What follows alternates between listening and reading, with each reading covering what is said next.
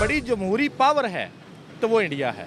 यही सिस्टम रहा। अभी तो वहाँ की एक जो से टाटा कंपनी प्राइवेट इसको कवर कर रही है, तो शायद अगर 5 या 10 साल या 20 साल के बाद शायद वहाँ का एक दुकान जो सिंपल स्टोर नहीं हो, सुपर स्टोर, वो भी हमारी इकोनॉमी को ओवरलैप करेगा। कि देखो मोदी साहब क्या कौन से प्रेसिडेंट सेट कर रहे हैं दूसरे लोगों के लिए। जिस तरह दूसरे वजीर आजम जाते हैं वो क्या करते हैं, मोदी जी डिफरेंट क्या कर रहे हैं, आने वाले दिनों में लोगों के लिए क्या वो सबक छोड़ के जा रहे हैं। मोस्ट पावरफुल पासपोर्ट की रैंकिंग निकाली गई है जिसमें इंडिया का नंबर पता कौन सा?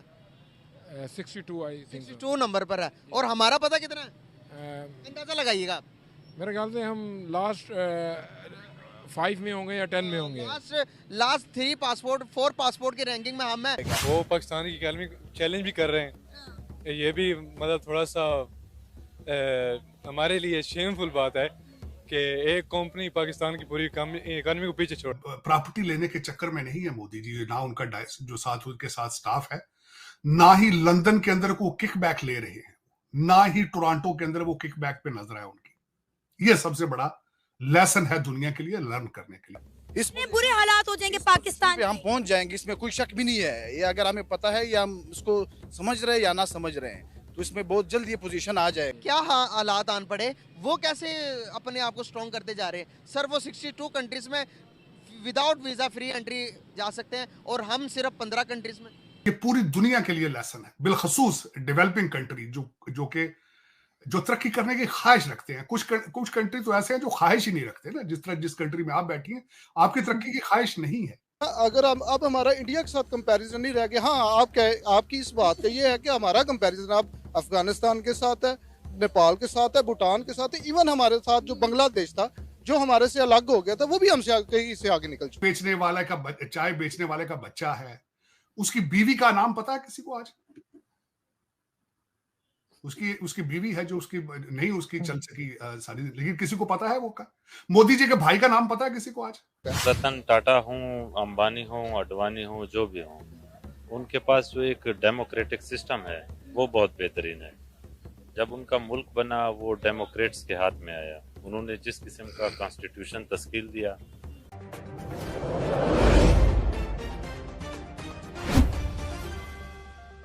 कि देखो मोदी साहब क्या कौन से प्रेसिडेंट सेट कर रहे हैं दूसरे लोगों के लिए। जिस तरह दूसरे वजीर आजम जाते हैं वो क्या करते हैं, मोदी जी डिफरेंट क्या कर रहे हैं, आने वाले दिनों में लोगों के लिए क्या वो सबक छोड़ के जा रहे हैं, ये मैं इस पे बात करना चाहूंगा। एक तो सबसे बड़ी बात ये है कि मोदी साहब ने जब कल 3.5 मिलियन डायस्पोरा है, 60 से 70,000 जो एनआरआई थे, उन्होंने वहां पे साइन कर रखा था उस प्रोग्राम में आने के लिए।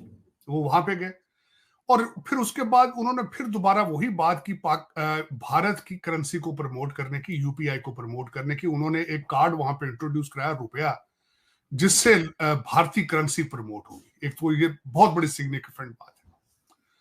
दूसरा, उसके बाद उन्होंने मंदिर की बात की, जाके बैप्स जो के ऑर्गेनाइजेशन है, 11 मंदिर है उनके, स्वामी नारायण जिनको वो फॉलो करते हैं, इनकी बहुत मानता है भारत के अंदर। और 27 एकड़ के अंदर जो मंदिर बना है, मार्वलस, और उसके जो सैंडस्टोन है सारे वो भारत से बन के गए। तकरीबन $85 मिलियन का खर्चा उस पर आया है। एक अमेजिंग स्ट्रक्चर खड़ा किया गया है। मैं बल्कि खुद भारत जाने के बाद वापसी पे सोच रहा था रुकूं वहां पे, और मेरी ख्वाहिश है कि अबू धाबी के अंदर एक मस्जिद है उसको विजिट करूं, इस मंदिर को विजिट करूं।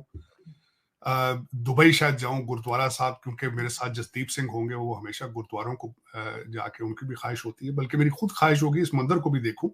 ये सब मार्वलस पीस ऑफ आर्ट है जो उन्होंने बनाया है उसको, और जिस तरीके से बनाया गया है, और फिर वहां पे लोकल कल्चर को किस तरीके से सामने मद्देनजर रखा गया।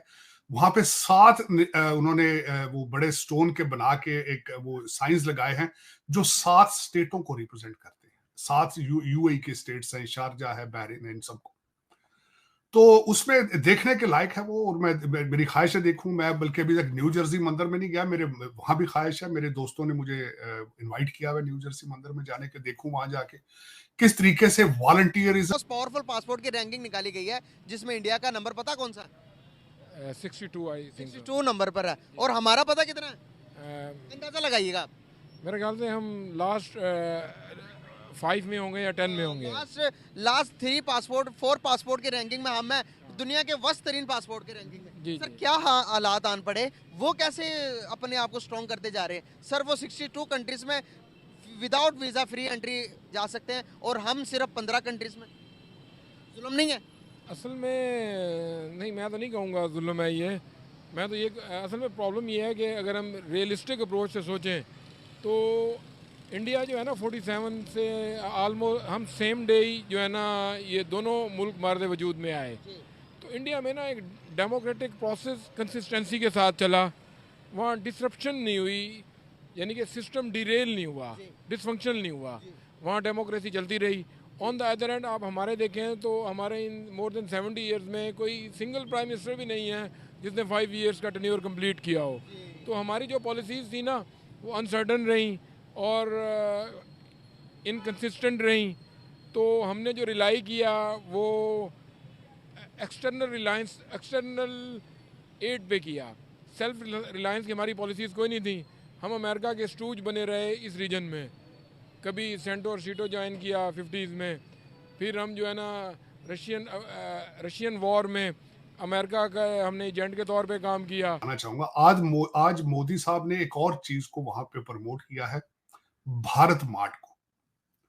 यूएई के अंदर पहले वहां पे ड्रैगन मार्ट है जो चाइना की मार्ट है जिसके अंदर हर चीज मुयस्सर होती है। आज मोदी जी ने इफ्तिताह कर दिया है भारत मार्ट का। तो दर हकीकत अगर देखा जाए तो वो जिस तरीके से भारत को प्रमोट कर रहे हैं, वो जातियात को प्रमोट नहीं कर रहे। वो कोई जो दुबई के अंदर अपने प्रॉपर्टी लेने के चक्कर में नहीं है मोदी जी, ना उनका जो साथ उनके साथ स्टाफ है, ना ही लंदन के अंदर को किकबैक ले रहे हैं, ना ही टोरंटो के अंदर वो किकबैक पे नजर है उनकी। ये सबसे बड़ा लेसन है दुनिया के लिए लर्न करने के लिए कि नेशनलिज्म को किस तरह प्रमोट करते हैं, अपनी कौम को किस तरह प्रमोट करते हैं, उसकी करेंसी को किस तरह प्रमोट करते हैं, उसके डायस्पोरा को। मैंने तो अब इसको डायस्पोरा भी करना छोड़ दिया है, इस्तेमाल करना टेक्नोक्रेट्स को, क्योंकि अगले पढ़ा पढ़ा के बाहर भेज रहे हैं, जूते मार मार के निकाल नहीं रहे हैं, पढ़ा पढ़ा के भेज रहे हैं। इंडिया का, भारत का सबसे बड़ा दुनिया के लिए वेपन जिस वक्त है इंडियन इंस्टीट्यूट ऑफ टेक्नोलॉजी, और इस वक्त वो सब चढ़ के बोल रहा है इंडियन इंस्टीट्यूट ऑफ मैनेजमेंट है। ये पूरी दुनिया के लिए लेसन है, बिलखसूस डेवलपिंग कंट्री जो तरक्की करने की ख्वाहिश रखते हैं। कुछ कंट्री तो ऐसे हैं जो ख्वाहिश ही नहीं रखते ना, जिस कंट्री में आप बैठी हैं आपकी तरक्की की ख्वाहिश नहीं है।